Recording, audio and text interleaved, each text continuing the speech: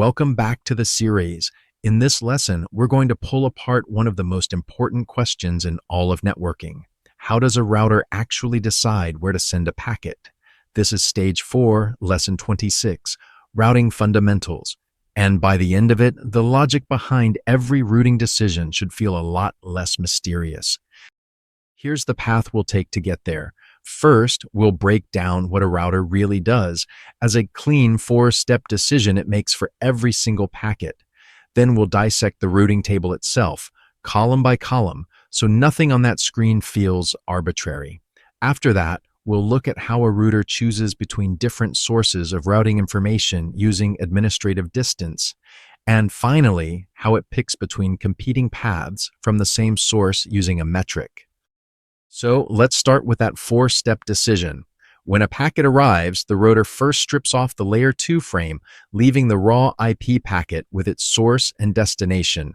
Then it looks up that destination in the routing table, finding the longest prefix match, and if nothing matches, the packet is dropped, and an ICMP destination unreachable is sent back. Next, it decrements the TTL by 1, which is what prevents packets from looping forever. If TTL hits 0, the packet dies, and an ICMP time exceeded goes back to the sender. Finally, the router rewrites the layer 2 header with its own MAC as the source and the next hop's MAC, learned via ARP, as the destination, and forwards it out. Every router, every packet, every time. Now that lookup step makes a lot more sense once you've actually seen a routing table. This is real output from a Cisco router. And every letter, every number, every column tells you something. The leading code tells you where the route came from. C for directly connected, S for static, O for OSPF, D for EHRP. Take that OSPF line at the bottom. The prefix 10 30.024 was learned via OSPF, has an administrative distance of 110 and a metric of 2. And to reach it, the router sends the packet to 10.10.20.2 out interface GIRO 1. That one line is the entire forwarding decision, written down. So where do those letters actually come from? A router really only has 4 ways to learn a route. Connected routes appear automatically the moment you put an IP on an interface. That subnet is right there, so trust is absolute, AD0. Static routes are what you type in by hand. Reach this network, send via that next hop, trusted almost as much at AD1. Dynamic protocols like OSPF, EIGRP, or BGP let routers gossip among themselves and share what they know, with trust varying by protocol. And finally, the default route, the 0.0.0.0 catch-all. When nothing else matches, send it that way, usually toward the ISP. Now, what happens when 2 of those sources offer a path to the very same network? That's where administrative distance comes in, a simple trust ranking where the lower number wins. Connected sits at 0 because the cable is literally there. Static is 1 since a human deliberately typed it. Then the dynamic protocols stack up by reputation. Internal EIGRP at 90, OSPF at 110, IS at 115, RIP trailing at 120. BGP is the odd one. External BGP is 20 because between autonomous systems, your ISP peer is usually the authority. And 255 means don't install this route at all.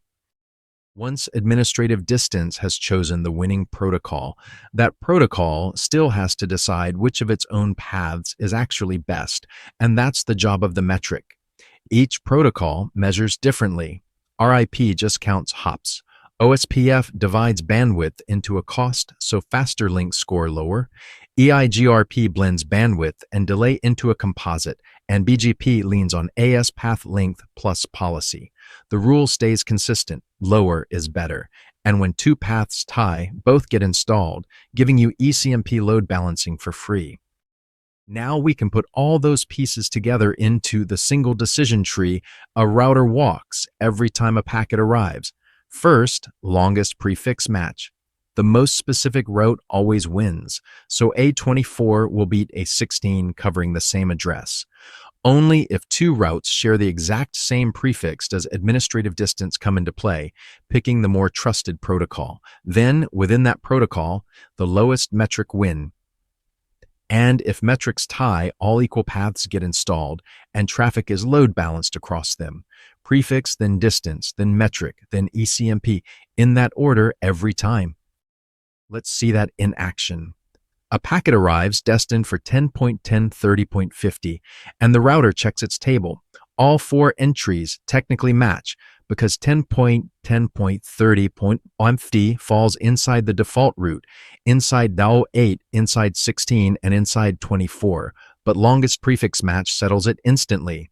The 24 is the most specific, so it wins. We never even look at administrative distance or metric. The packet gets forwarded to 10.10.20.2, the next hop learned via OSPF for 10.10.24. Now, where do those OSPF routes actually come from?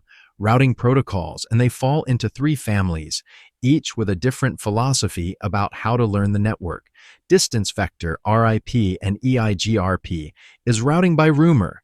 Each router just tells its neighbors how far away something is and trusts what it hears back. Link state, OSPF, and ISIS is routing by map. Every router builds a stopful topology and runs Dijkstra to find the shortest path.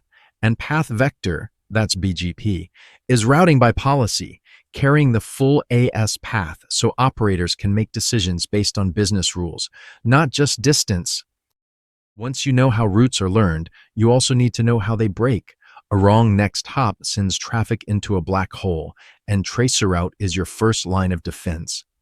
Asymmetric routing trips up stateful firewalls when replies come back a different way.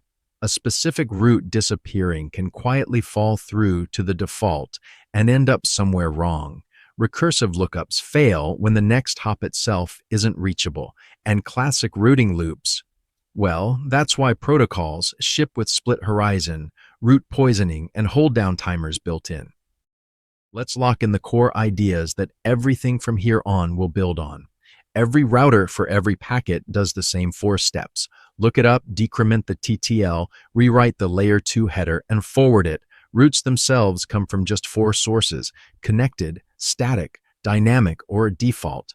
And when 2 protocols offer the same prefix, administrative distance decides who wins.